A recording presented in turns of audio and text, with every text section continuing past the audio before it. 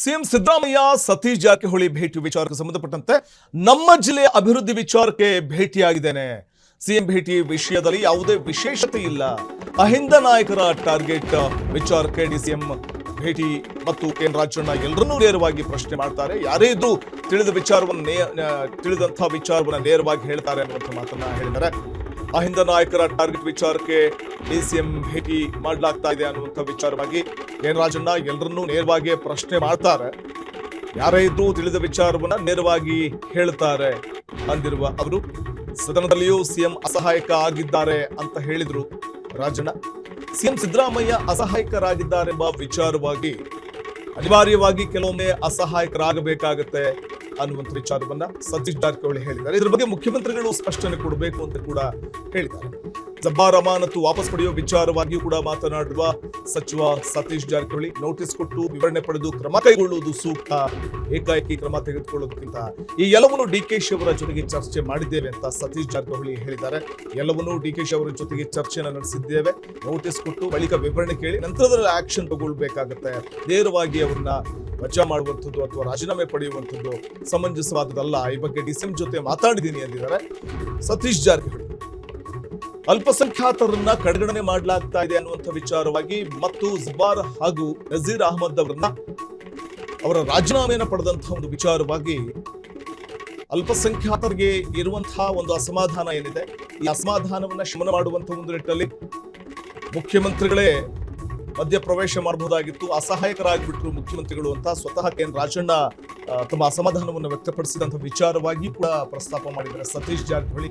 ಅನಿವಾರ್ಯವಾಗಿ ಕೆಲವೊಮ್ಮೆ ಅಸಹಾಯಕರಾಗಬೇಕಾಗುತ್ತೆ ಅನ್ನುವಂಥ ಮಾತನ್ನು ಹೇಳಿರುವ ಸತೀಶ್ ಜಾರಕಿಹೊಳಿ ಇನ್ನು ಸಿಎಂ ಭೇಟಿಯ ವಿಚಾರ ಯಾವ ವಿಶೇಷತೆಯೂ ಇಲ್ಲ, ಕ್ಷೇತ್ರದ ಅಭಿವೃದ್ಧಿ ವಿಚಾರವಾಗಿ ಭೇಟಿಯಾಗಿರುವೆ ಅಷ್ಟೇ ಅಂತ ಸತೀಶ್ ಜಾರಕಿಹೊಳಿ ಹೇಳಿದ್ದಾರೆ.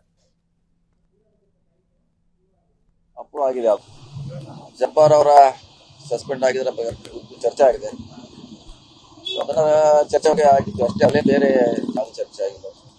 ರಾಜಣ್ಣ ಅವರು ಸಿಎಂ ಅವರ ಬರುವ ಬಗ್ಗೆ ಪ್ರಶ್ನೆ ಮಾಡಿದ್ರು ಸರ್. ಸಿದ್ದರಾಮಯ್ಯ ಅವರು ಆ ಮಟ್ಟಿಗೆ ಅಸಹಾಯಕರಾಗಿದ್ದಾರೆ? ಇಲ್ಲ, ಈಗೆಲ್ಲ ಮುಂಚೆನೂ ಮಾಡಿದಾರ ಅವರು. ರಾಜಣ್ಣ ಅವರು ಎಲ್ಲರನ್ನು ಪ್ರಶ್ನೆ ಮಾಡಿದಾರೆ, ಯಾರು ಹಿಂಗೇನು ಪ್ರಶ್ನೆ ಇಲ್ಲ, ಅವ್ರಿಗೆ ತಿಳಿದಾಗ ಅದನ್ನ ಅವ್ರ ನೇರವಾಗಿ ಹೇಳ್ತಾರೆ, ಅದೇನು ಹೊಸದಲ್ಲ. ಇಂದು ಕೂಡ ಸಾಕಷ್ಟು ಸರಿ ಕ್ಯಾಬಿನೆಟ್ ಅಲ್ಲಿ ಕೂಡ ಅದನ್ನ ಅವ್ರು ಹೇಳ್ತಾ ಇದ್ರು. ಭೇಟಿ ಸಿದ್ದರಾಮಯ್ಯ ಆಗ್ಬೇಕಂತ ಅವಾಗ ಹೇಳ್ತಿದ್ರು ಅವರು, ಈಗ ಅದನ್ನ ಹೇಳಿದಾರೆ ಅಷ್ಟೇ.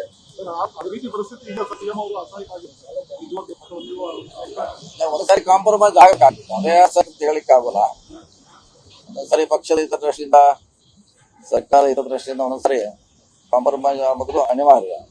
ಈಗ ಹೊರಗಡೆ ಹಿಂಬಿಂಬಿತ ಆಗ್ತಾ ಇದ್ದೀರಾ ಸರ್, ಸಿದ್ದರಾಮಯ್ಯ ಕ್ಯಾಂಪ್ ನಲ್ಲಿರೋನೆಲ್ಲ ಹೊರಗೆ ಬರ್ತಾ ಇದ್ದಾರೆ, ಅವರ ಮುಖ್ಯ ಒಂದೇ ಒಂದು ಕಾರಣಕ್ಕೋಸ್ಕರ ಸೈಲೆಂಟ್ ಆಗ್ಬಿಟ್ಟಿದ್ದಾರೆ ಅನ್ನೋಂತರ ಚರ್ಚೆಗಳು ವಿಶ್ಲೇಷಣೆಗಳು ನಡೀತಾ ಇದೆ ಸರ್. ಕರೆಕ್ಟಾಗಿ ಅದು ನಮಗೂ ಗಮನಕ್ಕೆ ಬಂದಿದೆ. ಅದನ್ನ ಸಿಎಂ ಅವರು ಸ್ಪಷ್ಟನೆ ಪಡಿಸಬೇಕು. ನಿನ್ನೆ ಕೂಡ ಹೇಳಿದ್ದಾರೆ, ನಿಮ್ಮ ಮಾಧ್ಯಮ ಮುಂದೆ ಬಗ್ಗೆ ಹೇಳಿದ್ದಾರೆ. ಸೊ ಅವ್ರನ್ನ ಕೇಳೋಣ, ಅದು ಯಾವಾಗ ಅವ್ರ ಸ್ಪಷ್ಟೀಕರಣ ಕೊಟ್ಟರೆ ಒಳ್ಳೇದಿರ್ತದೆ. ಈಗ ಅಲ್ಪಸಂಖ್ಯಾತ ನಾಯಕರು ಡಿಸಿಷನ್ ಆಗುವಾಗ ಮುಖ್ಯಮಂತ್ರಿಗಳು ಬೇಡ ಅವ್ರಿಗೆ ನೋಟಿಸ್ ಕೊಟ್ಬಿಟ್ಟು ಆಧಾರ ಮಾಡೋಣ, ಆಮೇಲೆ ತೀರ್ಮಾನ ಮಾಡೋಣ, ಈ ತರದ ಒಂದು ನಿಯಮ ಫಾಲೋ ಮಾಡ್ಲಿಲ್ವಲ್ಲ, ಈಗ ನಿರ್ಧಾರ ತಗೊಂಡಿದ್ದಾರೆ. ಈಗ ಏನು ಕಾಲ ಮಿಂಚೆಲ್ಲ ಮತ್ತೆ ನೋಟಿಸ್ ಕೊಟ್ಟು ಮಾಡ್ಬೋದು. ಈಗ ಅದಕ್ಕೆ ಅದೇ ಚರ್ಚೆ ಮಾಡಿ ನೋಟಿಸ್ ಕೊಟ್ಟು ಅವ್ರ ವಿವರಣೆ ಪಡೆದ ನಂತರ ಅದ್ರ ಬಗ್ಗೆ ಕ್ರಮ ಕೈಗೊಳ್ಳೋದು ಸೂಕ್ತ, ಒಳ್ಳೇದು. ಅಲ್ಲ, ಅಧ್ಯಕ್ಷ ಮಾಡ್ತಾರೆ, ಅವ್ರು ಮಾಡ್ತಾರೆ. ಅವರು ಮತ್ತೆ ವಾಪಸ್ ಪರ್ಮಿಷನ್ ತಗೋಬೇಕು, ಯಾಕಂದ್ರೆ ಅಲ್ಲಿಂದ ಅಪ್ಲೈ ಆಗಿದೆ ಅದು. ಸೊ ಮತ್ತೆ ರಿವೋಕ್ ಮಾಡಲಿಕ್ಕೆ ಹೈಕಮಾಂಡ್ಗೆ ಪರ್ಮಿಷನ್ ತಗೊಳ್ಳೋ ಅವಶ್ಯಕತೆ ಇದೆ, ಅವ್ರು ಮಾಡ್ತಾರೆ, ಅಧ್ಯಕ್ಷ ಮಾಡ್ತಾರೆ. ಕ್ಷಣ ಕ್ಷಣದ ಸುದ್ದಿಗಳಿಗಾಗಿ ಫ್ರೀಡಂ ಟಿವಿ ಸಬ್ಸ್ಕ್ರೈಬ್ ಮಾಡಿ, ಲೈಕ್ ಮಾಡಿ ಹಾಗೂ ಫಾಲೋ ಮಾಡಿ. ಹೊಸ ಸುದ್ದಿಗಳ ನೋಟಿಫಿಕೇಶನ್ಗಾಗಿ ಬೆಲ್ ಐಕಾನ್ ಮೇಲೆ ಕ್ಲಿಕ್ ಮಾಡಿ.